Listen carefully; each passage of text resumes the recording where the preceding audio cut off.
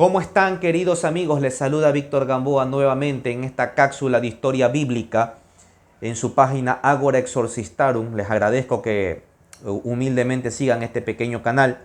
Vamos a hablar sobre el Shabbat.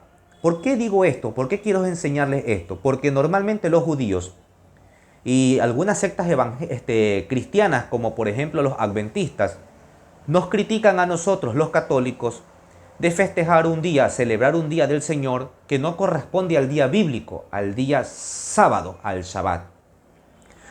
Sino que nosotros, como cristianos, festejamos el día del Señor el día domingo.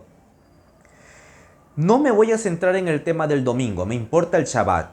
¿Verdaderamente Dios estableció el día sábado como día de culto? ¿O en realidad fue un invento de los hombres? Bien. Vamos a analizarlo con la historia. Ustedes mismos se darán la respuesta. La tierra de Israel constantemente sufrió exilios, grandes exilios, por las tierras dominantes. En el año 721, el pueblo asirio conquista la tierra de Israel. ¿Y qué es lo que hace? Que el pueblo conquistador somete al pueblo conquistado y a la gente más importante, a la gente de alto élite, gente que sabe leer, escribir, la gente que sabe curar enfermos, la gente religiosa, sacerdotes, etc., son llevados a la tierra del conquistador. Mientras que la gente pobre, los analfabetos, los mendigos, etc., los delincuentes, etc., quedan en la tierra conquistada. ¿Qué pasa? Que en el año 586, Nabucodonosor conquista la tierra de Israel, la tierra de Judá, y va a hacer exactamente lo mismo. Es decir, a la gente de alta élite la lleva a la tierra de Israel. Entonces, ¿qué sucede? Que va a haber un intercambio cultural entre Babilonia y la tierra de Israel. Intercambio religioso, intercambio de leyendas y mitologías, intercambio de lenguas. En la tierra babilónica se hablaba dos grandes lenguas.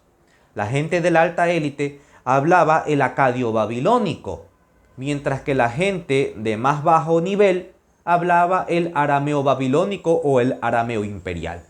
Entonces hay este intercambio, pero me quiero centrar en la parte mitológica. ¿Por qué?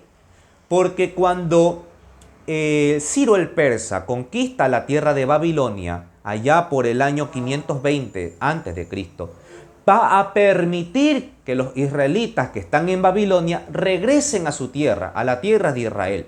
Pero esta gente que regresa no es la misma gente que se fue en un momento. Ya son los hijos y los nietos, que vienen ya con otro pensamiento religioso, unificado, mezclado, fusionado con la tierra de Babilonia. Ya no son israelitas puros, ya están. Hay un sincretismo entre Babilonia e Israel. ¿Qué sucede? Que en Babilonia existía una divinidad muy importante, pero muy despreciada, que era el dios del tiempo, Shabbatú. Este dios era el dios del tiempo, pero a nadie le agradaba el dios del tiempo. ¿Por qué?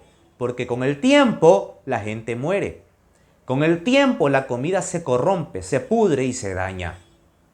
Con el tiempo la gente envejece.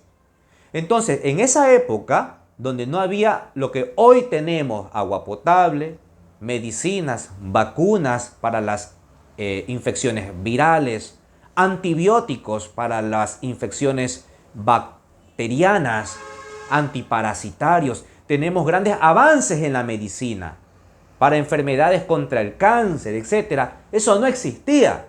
Entonces la gente se moría a muy temprana edad. El promedio de vida era de 40 a 50 años. Entonces, con el pasar del tiempo, la gente moría mucho más rápido. Y la gente detestaba el dios del tiempo. Ellos creían que existía un dios, Shabbatú, que era el que controlaba el tiempo. Hoy sabemos que eso no sucede. Pero en esa época, ellos, que no conocen nada de lo que nosotros hoy conocemos, creían en este tipo de divinidades. Para contrarrestar, para oponerse, para protestar contra este dios, contra el dios Shabbatú, ellos, ¿qué hicieron? Descansaron un día, se propusieron descansar un día. En ese día no se hacía nada. No hacían ningún tipo de trabajo, de actividad física, como protesta al dios Shabbatú. creyendo que de esa forma iban a poder vencer al dios Sabatú. Era una especie de protesta. Es decir, era algo negativo. El pueblo de Israel, que se fijó, que observó esta práctica, les pareció agradable. Entonces, cuando ellos regresan a su tierra, a la tierra de Israel en el 520, gracias a Ciro el Persa que conquista la tierra de Babilonia, ellos regresan con toda esta amalgama de creencias mitológicas y religiosas, incluso la lengua, el arameo. Entonces, ¿qué pasa? Que ellos determinan que este día de descanso también debe ser aplicable a Yahvé, pero en vez de protesta, como un día de acción de gracias, porque Él es el creador. Entonces, ese día lo dedicarán a descansar de las actividades cotidianas, pero para rezar, para orar, para dedicárselo al creador. Como vemos, el origen del Shabbat tiene un origen, un antepasado mitológico e incluso pagano. Ahora bien, ¿qué pasa con la Biblia? En la Biblia, en la Torá o Pentateuco, tanto el libro del Éxodo como el libro del Deuteronomio mencionan el origen del Shabbat, pero lo curioso es que ninguno de los dos coincide.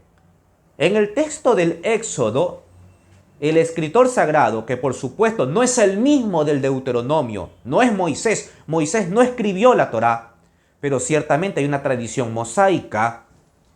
Cuando se escribe la Torá, cuando ya se pone por escrito en torno al siglo V o IV antes de Cristo, ya habían pasado tradiciones orales.